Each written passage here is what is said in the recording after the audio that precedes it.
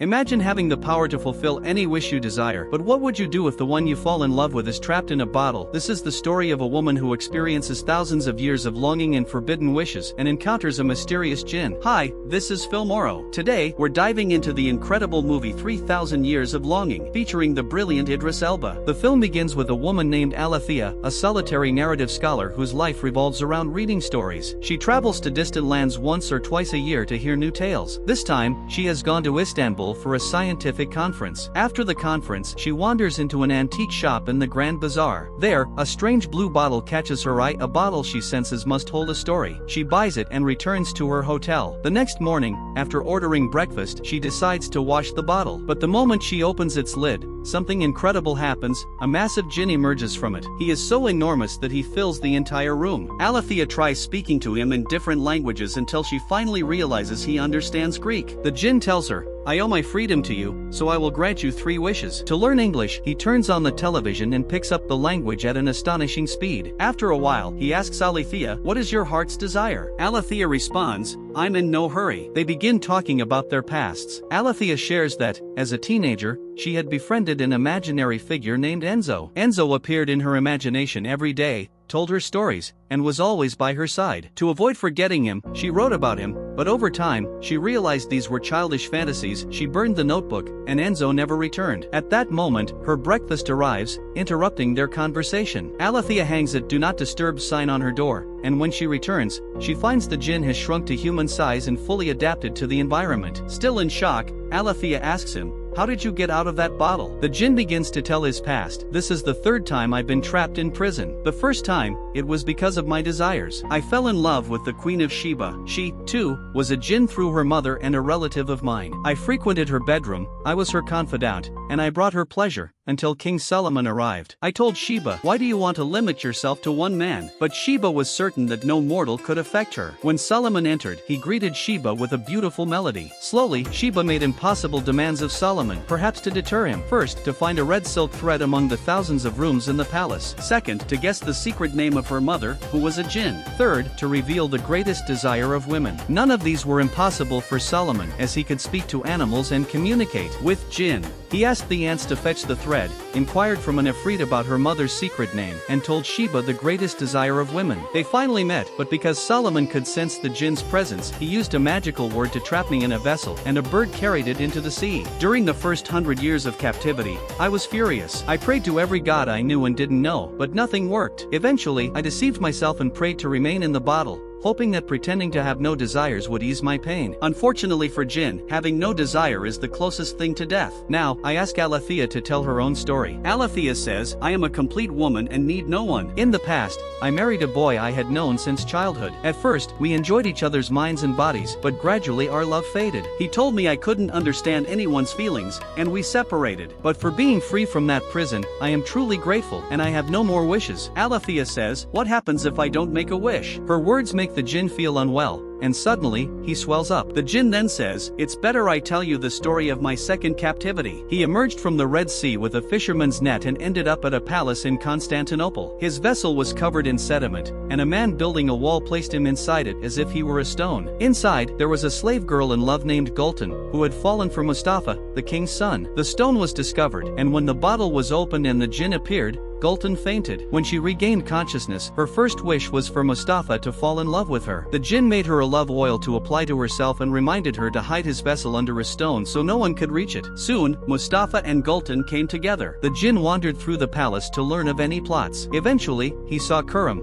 the king's favorite, who wanted one of his sons to inherit the throne and intended to eliminate Mustafa. The djinn tried to warn Gultan about the political schemes, but she didn't listen. For her next wish, Gultan asked to become pregnant by Mustafa. Meanwhile, the king's warriors believed the sultan had grown soft-hearted, more enamored with poetry than decisive rule. Khurram spread rumors that Mustafa was plotting for the throne. Despite the djinn's warnings, Gultan was happy to carry the future heir and proudly displayed her growing belly and chest. This news quickly spread throughout the palace. The sultan Gultan, believing Mustafa was conspiring, summoned him to his tent one night and killed him without asking a single question. The jinn, learning what had happened, went to Gultan and said, "Mustafa is dead, and they want to kill you too." But Gultan didn't believe him and ran toward the assassins. The jinn tried to save her, but one of the devil's followers blocked him.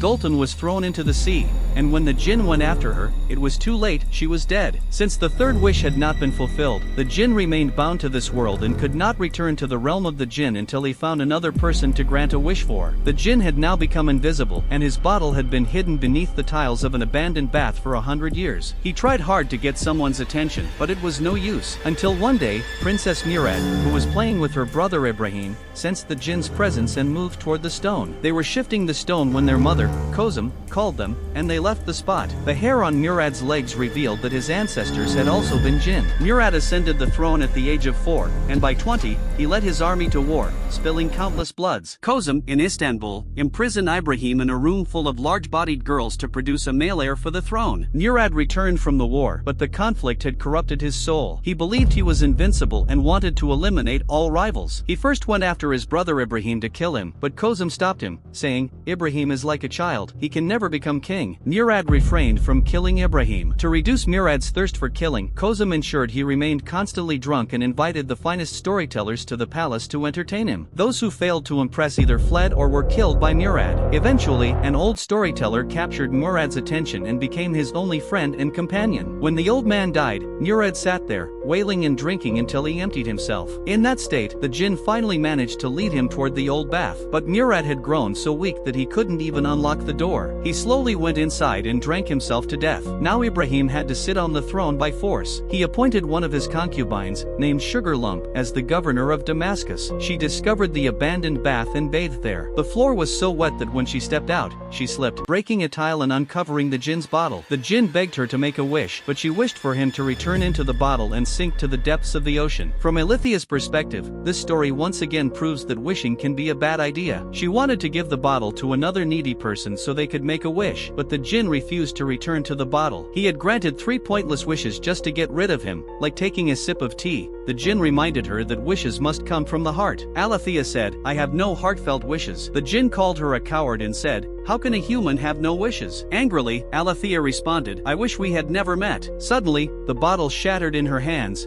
and the jinn shouted, "Don't make such a wish." Alethea realized that someone had made such a wish before, and the jinn told her the story of the last person who had trapped him in the bottle. Zephyr, a poor girl, was married at 12 to an old merchant who already had 2 other wives. She was illiterate, unaware of customs, and had never experienced a happy day. The jinn's bottle had ended up inside a fish, and when the fish was opened, the old man gave the bottle to Zephyr as a gift. After satisfying his wife, he went to the bottle and opened it. Zephyr was very clever. During their storytelling sessions, she showed the jinn everything she had built. The jinn explained that, because she was a woman, no one took her seriously. Zephyr's first wish was to have all useful and practical knowledge. The jinn granted her wish, bringing her many books and hiding them in a magical bottle. They spent hours together and fell in love. Zephyr excelled in every field until she faced a problem in mathematics, marking the arrival of her second wish. The jinn taught her how to dream while awake like jinn, and solutions came to her. After some time, Zephyr bore a child from the jinn, a child of fire and earth. The jinn loved Zephyr so deeply that he did not allow her to make her third wish, which would have freed him. But Zephyr accused the jinn of imprisoning her, just like her husband. The jinn entered the bottle to calm her anger. But suddenly, Zephyr shouted, "I wish I had never met you." And so, the jinn was trapped in the bottle, and Zephyr forgot him. After hearing the story, Alethea admitted she had fallen in love with the jinn and wished for him to love her, just as he had loved Queen Sheba and Zephyr. The jinn accepted the wish, and they shared a romantic night together. The next day, Alethea had to return to London. She placed the jinn in a glass container, and they boarded the plane. Upon arrival, the jinn had to adjust to the big city, as the constant noises and electronic signals disturbed him. They began a peaceful and satisfying life. The jinn spent all his days with Alethea, and when he could not be with her, he explored the latest human inventions. One day, when Alethea returned from work, she found the jinn unconscious in the basement, his face turning to stone. Alethea expressed her second wish, asking the jinn to speak with her. The jinn began to talk, and Alethea realized the electromagnetic signals in the air were putting immense pressure on him. The jinn said he could endure it, but Alethea understood she could not hold him there by force, as forced love is meaningless. She made her third wish: "My dear Jinn, I wish you return to the place you belong." 3 years later, Alethea transformed all the stories the Jinn had told her into an illustrated book. After finishing the book, the Jinn appeared before her again. Despite all the pressures on him, he promised Alethea that as long as she lived, he would visit her, and that was enough for her. If you enjoyed this recap, don't forget to hit that like button, and most importantly, make sure you subscribe right now.